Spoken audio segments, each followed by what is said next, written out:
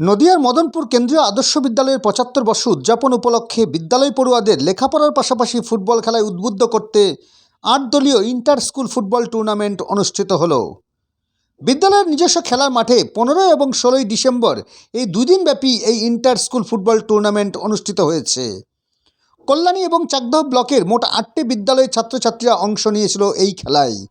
উপস্থিত ছিলেন বিদ্যালয়ের প্রধান শিক্ষক পুষ্পেন বসু, বিদ্যালয় পরিচালন সমিতি সভাপতি সঞ্জয় ঘোষ, বিদ্যালয়ের ৭৫ বর্ষ উদযাপন কমিটি সভাপতি প্রকাশ কুমার মুখার্জি, বিদ্যালয় পরিচালন সমিতির সদস্য তথা ৭৫ বর্ষ উদযাপন কমিটির সম্পাদক শরণ কুমার দাস সহ বিভিন্ন বিদ্যালয়ের শিক্ষক শিক্ষিকারা এবং অন্যান্য বহু বিশিষ্টজনেরাও। ইন্টার স্কুল এই ফুটবল টুর্নামেন্টের ফাইনালে উঠেছিল চাকদহ পূর্বাচল বিদ্যাপীঠ এবং শিমুরালী উপেন্দ্র বিদ্যাভবন উচ্চ মাধ্যমিক বিদ্যালয়ের মধ্যে এই দুটো দলের একে অপরের সঙ্গে প্রতিদ্বন্দ্বিতা করেছে। শিমুরালী উপেন্দ্র বিদ্যাভবন ২-০ গোলে বিজয়ী হয়। এই ইন্টার স্কুল ফুটবল টুর্নামেন্টকে কেন্দ্র করে মাঠে কানায় কানায় বহু ফুটবল প্রেমীদের উৎসাহ উন্মাদনা ছিল চোখে পড়ার মতো। কি বলছেন এই প্রসঙ্গে বিদ্যালয়ের প্রধান শিক্ষক পুষ্পেন বসু, কী বা বলছে বিদ্যালয়ের একজন ছাত্র, আপনারা শুনুন এই বাংলার সংবাদে। বাংলার সাথে মানুষের পাশে। নদিয়ার কল্যাণী ব্লকের মদনপুর থেকে সমীর দাসের রিপোর্ট। আমাদের এই ৭৫ বছর পূর্তি উপলক্ষে আমাদের প্রধান শিক্ষক তার অনুপ্রেরণাতেই আমাদের আজকে এই দুদিনব্যাপী বিরাট নকআউট ফুটবল টুর্নামেন্ট আয়োজিত হয়েছে। তাকে আমরা আমাদের ছাত্রদের পক্ষ থেকে অসংখ্য ধন্যবাদ জ্ঞাপন করছি। কতটা উপকৃত হচ্ছে তোমরা? আমরা এটার দ্বারা বিশালভাবে উপকৃত হচ্ছি।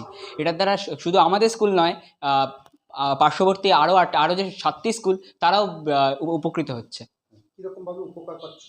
আমরা এর দ্বারা আমাদের শারীরিক বিকাশ ঘটছে, মানসিক বিকাশ ঘটছে, আর যে পড়াশোনার মাঝে যে সব ছাত্রেরই দরকার একটুখানি খেলাধুলা, তারও বিকাশ ঘটছে। এর দ্বারা আমরা উচ্চস্তরে ফুটবল খেলার সুযোগ পেতে পারছি। এইগুলোই আমরা উপকৃত হচ্ছি এইভাবে। তোমার নাম? প্রান্তিক ঘোষ, কোন ক্লাস পড়ো? ১০ম শ্রেণী, মদনপুর কেন্দ্রীয় আদর্শ বিদ্যালয়।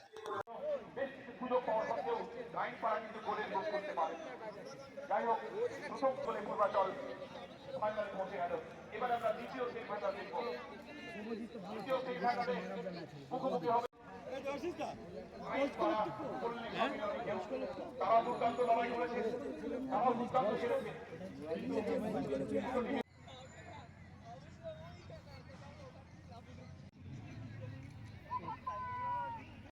আমাদের বিদ্যালয় মদনপুর কেন্দ্রীয় আদর্শ বিদ্যালয়ে আমাদের 1 বছর ব্যাপী ৭৫ বছর উদযাপনের বিভিন্ন অনুষ্ঠান চলছে। সেই অনুষ্ঠানের অংশ হিসাবে আমাদের 15 এবং 16 ডিসেম্বর এই দুদিন ব্যাপী ফুটবল প্রতিযোগিতা হচ্ছে।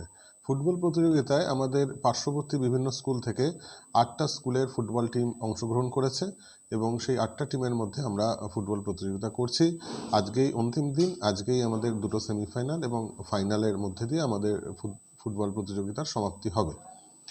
আমাদের আজকের এই ৭৫ বছর উপলক্ষে আমরা যে ফুটবল প্রতিযোগিতার আয়োজন করেছি তার মূল উদ্দেশ্য হচ্ছে আমাদের এই অঞ্চলে যারা ফুটবল প্রেমী মানুষ, ক্রীড়াপ্রেমী মানুষ এবং আমাদের যে ছাত্ররা রয়েছে, শিক্ষার্থীরা রয়েছে, তাদের মধ্যে খেলাধুলার বিষয়ে তাদের মধ্যে আগ্রহ যাতে বাড়ে সেটা নজরে রাখা, এবং এছাড়াও এই অঞ্চলে বিভিন্ন স্কুলে যে প্রতিভাগুলো রয়েছে, ফুটবল প্রতিভা, সেই প্রতিভাগুলোর যাতে জানা যায় এবং তারা আত্মপ্রকাশ করতে পারে, তাদেরও একটা সুযোগ করে দেওয়া।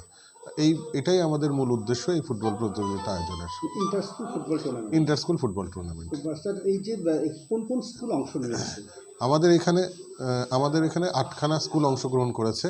8খানা স্কুলের মধ্যে আমাদের নিজস্ব যে বিদ্যালয় মদনপুর কেন্দ্রীয় আদর্শ বিদ্যালয়, এছাড়াও আছে লিচুতলা আদর্শ শিক্ষানিকেতন, গাইনপাড়া পল্লী সম্মিলনী, কেটেডিয়ার বিদ্যাপীঠ, শিমুরালী উপেন্দ্র আর চাকদা পূর্বাচল বিদ্যাপীঠ। এই মোট 8টা স্কুল আমাদের এই প্রতিযোগিতায় অংশগ্রহণ করেছে।